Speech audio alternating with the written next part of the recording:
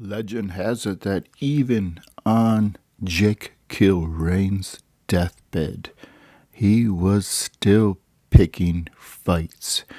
Just days after he passed, a newspaper article appeared on Christmas Day, 1937. Someone finally bothered to ask his bedside nurse for some comments about Jake Kilrain. The bedside nurse retorted with a very interesting story. Apparently, even at 78 years old, Jake Kilrain on his deathbed said to her he had one good fight left in him, and he was gonna this time pick a fight with the undefeated Grim Reaper.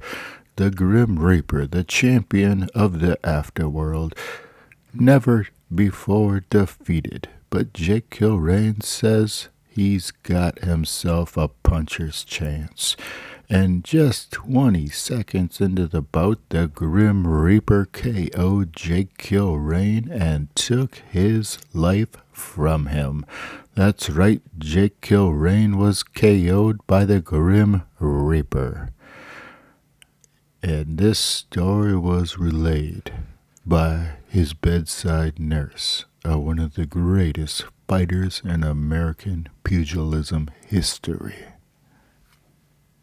Hello, this is the historic overview for Jake Kilrain, born John Killian, later changed to Jake Kilrain. I'm going to read you a few passages here that I like right out of the Wikipedia here. Kilrain found employment as a teenager in Somerville, Massachusetts. As a country boy from Long Island, he had learned how to stand up to the workers in the rolling mills.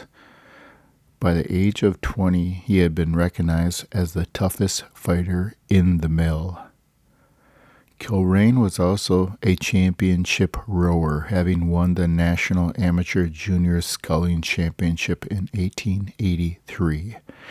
He was later stripped of that honor when it was discovered that as a prize fighter, thus he could not be considered an amateur. In 1883, the very same year, Jake Kilrain took up prize fighting as a profession and quickly established a reputation as a very tough fighter. By 1887, Kilrain had already been recognized as a U.S. national champion because John L. Sullivan was refusing to face him because he was actually injured at the time. So Kilrain recognized himself as U.S. champion, thus gave him an opportunity to fight for the championship of the world, and silver belt versus British champion Jim Smith, scheduled to take place December 1887 in France at the little island called Saint Pierre aux Daces. The bout was attended by about 100 of the upper-class spectators and journalists, mainly from England, but being covered by the major international media of the day, such as various newspapers. They fought 1-minute rounds with 30-second breaks between the rounds for bare-knuckle fighting. At the onset, the men fought evenly. After the third round, Kilrain scored several knockdowns, and wrestling formed the principal mode of operation for the rest of the fight. Before the 106th round had started, after 2 hours and a half of fighting, roughly 3 times the full duration of a modern 12-day championship fight, when darkness set in, the bout was stopped due to technical reasons, as no artificial lighting of the scene had been arranged, and the outcome was called a draw due to darkness. Clearly dominant throughout the fight, the Englishman was no match for the American crack, as Jake Kilrain returned to the United States, and Kilrain was pronounced the National Police Gazette heavyweight champion of the world for his bout with Jim Smith.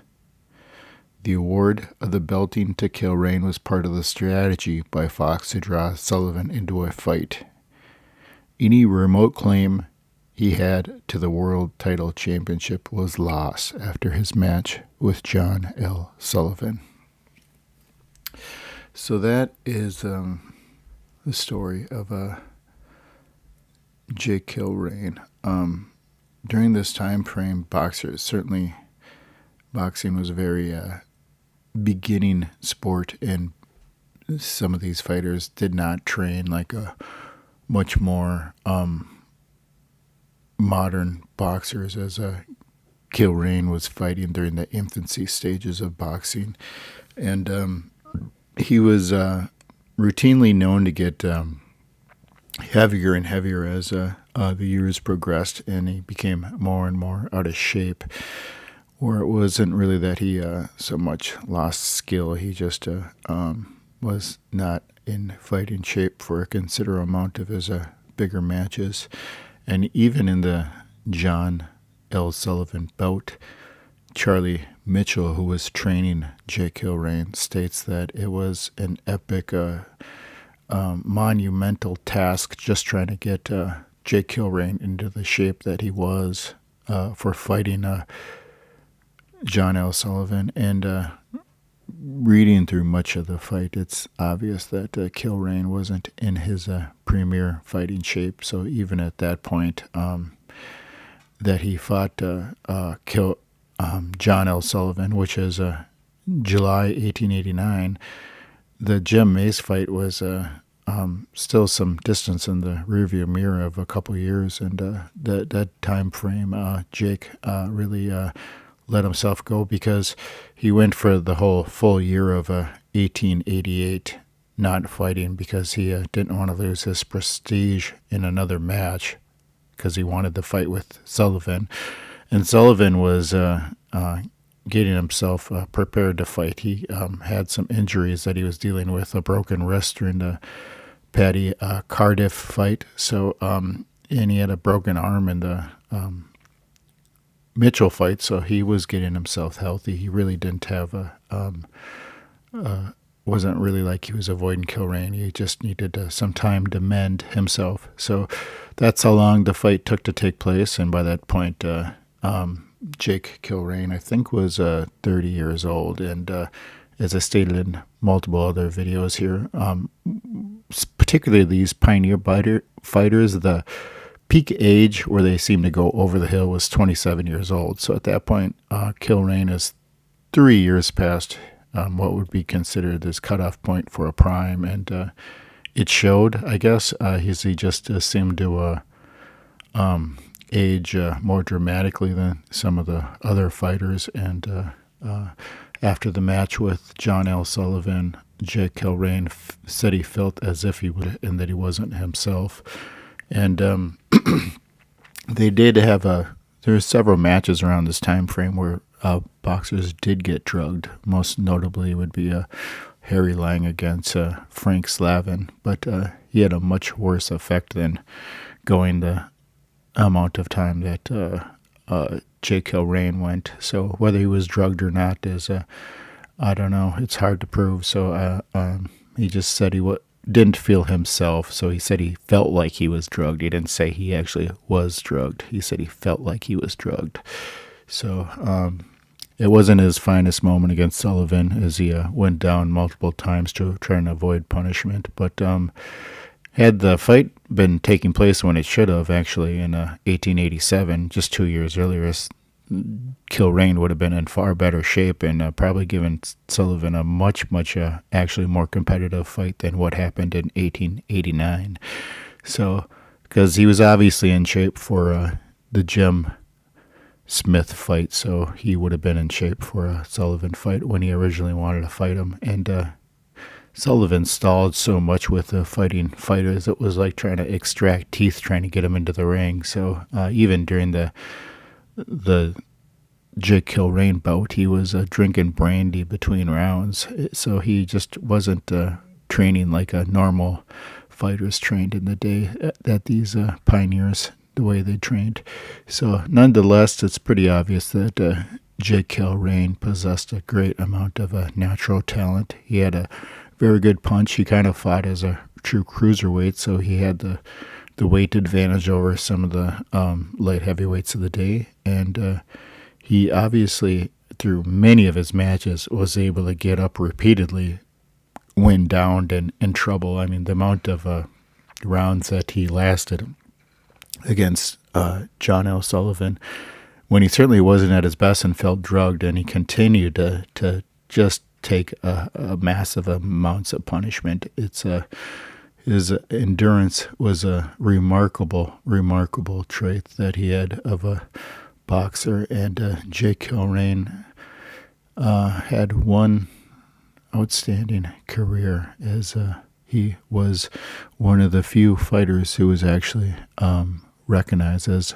world champion, both coasts, as he was presented the belt by the National Police Gazette. And when Jake Kilrain died, he had the privilege of saying that he was one of the few people to be world champion. And it's rather interesting because Kilrain died at the age of 78 in 1937, which is relatively close to the way Jim Flynn and George Byers both died. They both died in that age range of the mid-30s there. And Kilrain was born, George Byers was born in 1872, and Jake Kilrain was born in 1859. That big a difference, and he lived to be just as old as George Byers.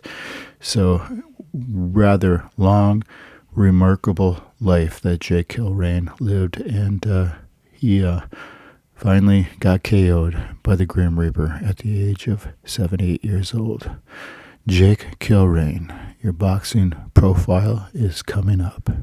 So here's some final thoughts here on Jake Kilrain and John L. Sullivan. Both of these fighters, I guess, would be considered peers, as they're just permanently linked by being the last bare knuckle fight that happened in American history. In a lot of ways, Kilrain's resume is actually probably a little bit better than John L. Sullivan, as Kilrain actually fought George Godfrey and had success against him, who George Godfrey's ranked far ahead of Kilrain here on the boxing list. And John L. Sullivan did attempt to fight Godfrey. He was in the ring with him. The fight was about ready to take place, but it was had police intervention, and the fight never came off, and I guess they never fought again. So Kilrain had a Godfrey on his resume, and Sullivan did not. And also, Jake Kilrain beat Jeb Smith there, and he beat fought a match with a even younger version of James Corbett, a younger version than the one that beat John L. Sullivan. And while Sullivan's biggest, to his credit, would be, I guess, maybe Paddy Ryan, other than Jake Kilrain. In a lot of ways, Kilrain's resume is actually a little bit stronger than John L. Sullivan's, as neither one of these fighters were super active in the time frame, just because they were so early into the pioneer era, and there wasn't a lot of competition around. So their bevy of choices were somewhat limited. So John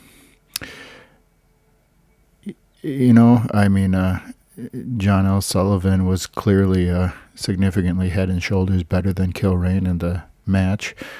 So, but together they're permanently linked as peers, and Jake Kilrain's resume is every bit as good as John L. Sullivan's, and probably better, maybe even. So Kilrain had a pretty substantially good career, I would say.